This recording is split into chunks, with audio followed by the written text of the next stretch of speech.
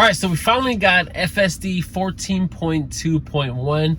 Now we're gonna do a little test run to see how well it does with the new updates, and then also if it could park properly in a parking lot to where it actually lines up and it doesn't, go in a handicap spot because I'm not handicapped, or a pickup spot as well, because they do have that. So further ado, we're gonna try HEB. That is usually a good one. It's a common known parking lot, and we're gonna start it, push the brake, and then it should activate FSD, and we'll see how it goes. Press the brake, here we go. All right, so I am leaving a Circle K, and there's a bunch of crazy impatient cars around me, so you can see that one just pulled up. All right, see if it makes this turn. It's a little sharp. Okay, cool. So what I've noticed with the FSD updates is a lot of times the updates, they could be a little finicky and inconsistent. Just a few weeks back, anytime I'm driving in the road and some of the concrete is sealed with that, or the asphalt sealed with that rubber stuff, the camera up top behind the rearview mirror, it thinks it's an obstruction in the road, so the car kind of swerves out of the way. So that would freak out my wife and I quite a bit. So glad it's not doing that anymore. Let me check the camera. Looks a little bright. Let me change the ISO real quick. Lower it there. There we go. Okay, cool. Should be good. As you can see, it did everything for me. Pretty nice. So far, so good. No engagements required. Typically, an FSD, it won't ask for me to grab the wheel or anything. Usually about an hour or so in the drive. If I'm moving around too much and I'm not looking, directly forward, or maybe messing with the screen too much or looking down here and there, then it'll beep and ask me to grab the wheel or something. But so far so good. A lot of times I wear sunglasses, occasionally even at night, because when you have the sunglasses, if I want to change the song or look up something on the map, or glance at my phone at a red light, of course, in park, I could do that with the sunglasses on. So it works really well. It's a huge benefit. That's why I like it, and I keep doing it, and I'm sure you do as well. Once you continue to use FSD, you just get a lot more used to it, and it just works a lot smoother and smoother. So these routes are pretty chill. It does very well. I typically, when you're doing the self-driving, it gives you these profiles now. You got sloth, chill, standard, hurry, and mad max mode. When you're in your standard mode, or whichever mode you're in, it does give you the option if you're gonna park on a parking lot or a curbside, which is really neat feature, because every scenario is gonna be different. If you're pulling up to a restaurant, or maybe like a a small restaurant on a busy street, say Sunset Boulevard or something, you can do curbside and it'll pull you up right there, maybe valet, stuff like that. So it really does come in handy. And a lot of times when you have these updates, you can see the difference, because just a few months ago, FSD would take me to my destination, but it didn't have the parking down, and it would park very crooked. If you see some of my previous videos, it would try to park and it wouldn't do it properly. It would be really off, or it wouldn't park at all. It would just drop me off right in the center. Like sometimes I would try to map it to Walmart or HEB or wherever, and it would just stop dead center right in the front entrance, and then you have to figure it out, of course. So that was a little annoying, but now it's really turning into your own private driver or chauffeur, or whatever you want to call it, and all you're really doing is just sitting in the front seat, and I'm just chilling. My wife and I having a conversation, date night, or the kids are in the back, whatever it may be. And it really just, man, the dynamic of driving, the fatigue, the irritableness of it, traffic, having to stop and go, brake, people tailing you. Yeah, that still happens, of course, but just all of that is essentially removed, and it just makes commuting, I honestly think, 10 times better, because it's that much smoother. It's so much less to worry about. And I think once it gets to the point where you could truly even fall asleep, take a nap, keep your eyes off the wheel, whatever, I will still be freaked out. But the fact that we even had that option. All right, so we're pulling up. Only thing here is it looks like it's doing it on the back side of HEB, which is a little odd because there are supercharger stations right here, so it should have just like pulled in there. maybe thinking like, oh, maybe he wants to charge while he grocery shops. So it's taking the backside, which I don't like because there's a lot of big trucks that come in and out. They're just doing their job, but it could be a little risky. Sometimes they don't see you, you know, we're a small car. So it's doing the backside of HEB. Hopefully it pulls in properly. Also, this side has a lot of speed bumps, so it's very annoying and you know, whatever, but you gotta win your battles, right? So that's the annoying part there. But it does look like it's gonna be right on the front side, and then hopefully it'll pull me into a proper parking space. So we'll see. Is this guy on the grass or something? What's he doing here? Go off-roading? Is that a cop? Oh, it's a police officer. Okay. That's weird. Anyway, all right, so it's about to pull into a public parking. It's gonna have an unprotected left turn, I guess you could say. It's gonna pull right in the median. And we shall see how well it does or doesn't. Right, here we go. This guy's trying to pull out at the same time. I guess he sees me. Cool. All right, here we are. HEB in Pasadena, California. All right, got a speed bump. Not bad, not bad. Sometimes it doesn't recognize the speed bumps and it hits them pretty hard. So I'm guessing it knows they're there now. Yeah, look at that, slowing down. That's pretty fascinating. That's good, I like that. Okay. Now again, it's going a little bit weird. It could have went that way, but it's going on the HEB curbside. So I wonder if I put curbside, it would take me to this curbside. Who knows? Got a new model Y Juniper, all black. It looks pretty sick. Never gets old seeing those things. So it has to merge with all these cars, all these angry cars that are impatient. See how well it does.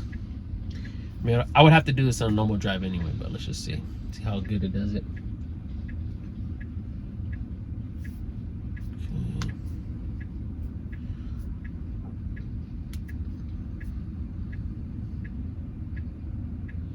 So after this white truck, I should be good. If it could go after this white Mazda. It's like a Mazda CX-7 or something, or whatever it's called. It's a bigger version. All right, come on. All right, so it's gonna creep out. It's creeping out. Awesome, awesome. Okay, nice. Look at that. Oh, CX-90. Anyway, all right, so it did that part pretty good. Now it should find a parking space. So remember, if it goes down any of these aisles, it has to go down the right aisle, because then I'm not gonna be able to park properly. It's gonna be an improper parking. So let's see if it recognizes that. We shall see. Okay. All right. So it should turn in right here, following this car. Sees a pedestrian. I didn't even see them. That's crazy. Wasn't paying attention, of course. All right, let's see. All right, I like how it gradually goes off the acceleration. It's turning a little wide, but it's okay. All right, let's see how well it does. Now this is fairly tight. This isn't like some big roomy parking lot. And again, this is live, you know, no cuts, no edits. And this is essentially how it looks. You have people walking. This car's backing out. Look at, he almost killed that lady. Whoa, whoa, whoa, whoa, whoa, whoa. Okay, went a little slow there. All right, there we go. See how well it does. Looks like it's gonna park after this lady pulls out. Let's see how well it does. Boom. Okay, there we go. Look at that, full on parking, guys. That is sick. Okay, look at that.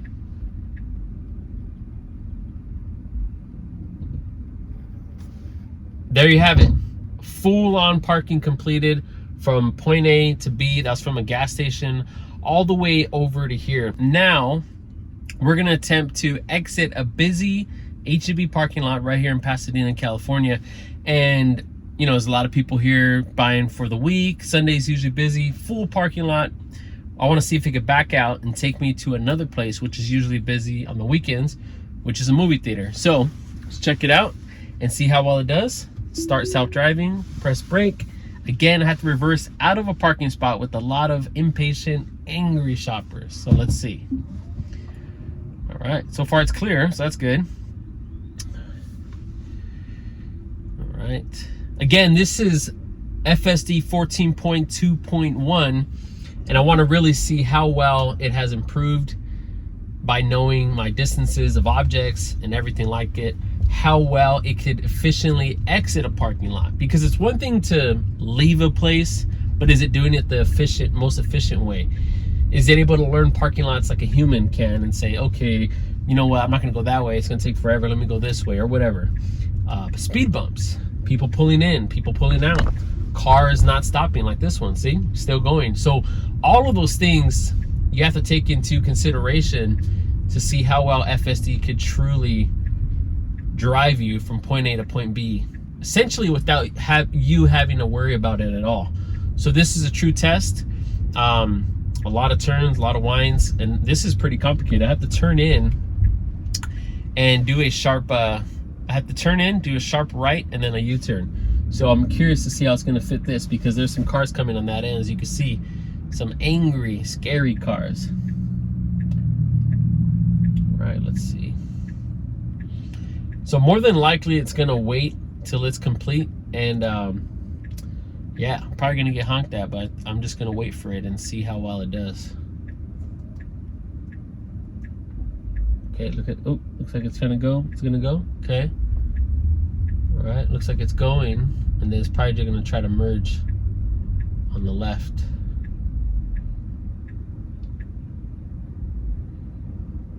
Ooh, this is gonna be tight. So everyone behind me, they technically have the right of way. I have to make a left, and essentially a U-turn, to overpass this highway to get back on this one. I believe it's the 710 South or the 5 South freeway or the 605 South, one of those freeways. All right, it's gonna try to do it. So if this guy lets me in, cool. Okay, looks like I'm good. Okay, let's see. All right, let's see. Ooh, it's gonna let me in. I guess so. All right, nice. That wasn't too bad. That was gonna be a little crazy. There's a lot of people out here, I mean, anywhere you drive, essentially, if you get in front of them, it's like a challenge. Like, oh yeah, I hate you. So it's just hilarious. But that was smooth. Again, there we go. It's going back in its lane. And then we're gonna be waiting at this light. I think from here it's gonna be pretty chill. Nothing too crazy, except it is gonna have to merge with two highways. And a lot of times, the cars that are behind me, aside from me, they get like really, it's almost like this competition. And I'm thinking to myself, bro, I'm just trying to like go home or go to the market. Like, what's going on? But it's always like this battle. And I thought that was only in LA. You know, I grew up in LA, from LA, and that type of traffic is pretty common. So that I expected. But out here, Austin, Texas, whatever, you wouldn't really expect that, but that is the norm. Essentially, if you're not going 10 to 15 miles or even 20 miles over the speed limit, you will get tailgated. And I'm not even talking about the fast lane, being on the left lane. You just, even the right lane, people will still tail you, even big trucks. And I'm like, dude, just go around. But I get it. Maybe it's because they see a Tesla, they think, oh, they're super fast, and why the heck is this guy going slow? Or I hate Tesla, or whatever. Who knows? I don't know. But now we should be on the good side, but you know, everyone's different. So again, FSD 14.2.1, we're gonna see how well it does from point A to B. It just left a full busy HEB parking lot. Now I wanna see essentially how well it's gonna do if I try to travel to a movie theater, and if it could park properly. The other day it parked, but it parked really far and like unnecessarily far, you know what I mean? So we'll see right now. Again, we're gonna be merging on two highways, and then from there, we're gonna see how well it does. Okay, it's doing phantom braking right now. That was a little weird. I don't know if you've seen that. So I should be able to go about 55, 60 on this road. And you might experience some weird braking. We shall see. Sometimes if something's in the middle of the road, it thinks it's like a debris or something. So we'll see what's up.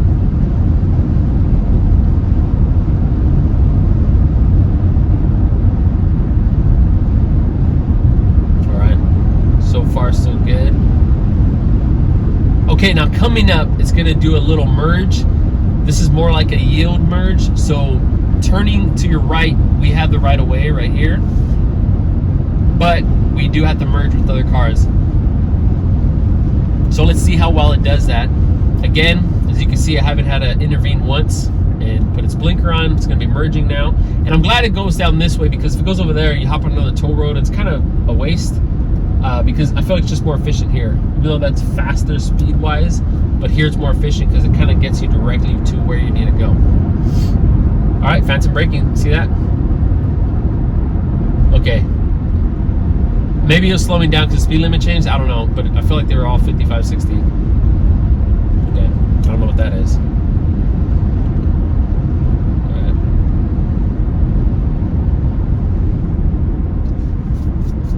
Got wood chips all over me. I just picked up some hardwood from HEB for the fire pit. So hopefully this wood burns a little better. Because the wood I bought at Home Depot, it's the same price, like $7, but it's super dry and it burns really fast. This one's supposed to be hardwood, so hopefully it burns better. You know, it's getting cold out here now to us, 50 degrees. All right, so there should be a continuous of multiple lights. The thing about this entrance, it's a little complicated once I pass about 2 more lights. But as you can see, just normal driving, you know, we're heading more towards a suburban area. Normal driving here. But when you really look at it, whether you hate Tesla or you're on the fence about it and you don't like the brand or whatever, you cannot deny the capabilities of autonomy in the Tesla. As you can see, I'm in this car, I'm rambling, I'm talking to you. I mean, I'm facing the direction of the road, but having sunglasses helps because I can look at the camera. And then this camera right here, it assumes that I'm looking towards the road, which you're supposed to because it's FSD supervised. So when you see this in action, it's hard to tell yourself there's another brand out there, especially in America, that's doing it better, because America has the most leniency for FSD to be engaged. Has less red tape from the government. Places like the UK and other countries, they don't even allow it, or if they do, you have to have your hands on the wheel the entire time. So all those factors you have to put into place. So now that Tesla is truly leading the way in autonomy, you got Rivian, you got Lucid Air, you have BYD, those guys. But you look at the main companies, Rivian, Lucid Air, you got Ford, GM, all those other brands, Mercedes, and they truly cannot compare when you see this side to side. You know, it's hard to even put them in the same category because a lot of them say, oh, this update will be coming out, and I know Rivian's going to be slowly releasing their autonomy version, AI and stuff. And I truly hope it does come out, and I hope other brands have the competition for it, because the more competition, the more pressure is going to be under each car manufacturer. When there's no competition, you know, majority of the time people just chill because they think, you know, they have everything going for them.